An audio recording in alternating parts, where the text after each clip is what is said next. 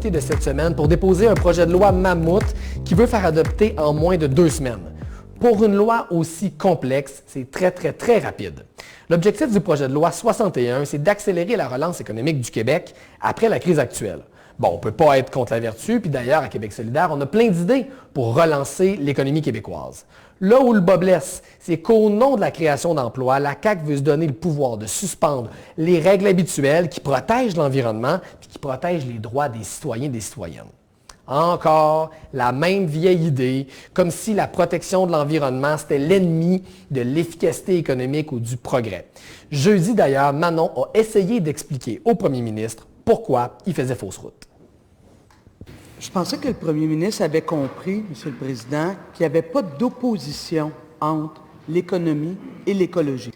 Mais là, le gouvernement nous présente un projet de loi qui retire des droits à l'environnement, des droits aux citoyens et des droits aux parlementaires. Encore une fois, le premier ministre oppose économie et écologie. Monsieur le Président, on peut relancer l'économie sans compromettre notre environnement. On peut créer des emplois sans créer des problèmes demain. On peut faire un pas en avant, bien sûr, sans faire 2 pas en arrière.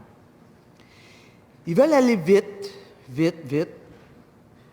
Monsieur le Président, mais à force d'aller vite, l'enjeu, le danger, c'est de manquer le virage écologique. Et vendredi, inquiétante cerise sur le Sunday, on a appris dans les médias que le ministre caquiste de l'Environnement a carrément demandé à ses fonctionnaires de se mettre au service des promoteurs économiques.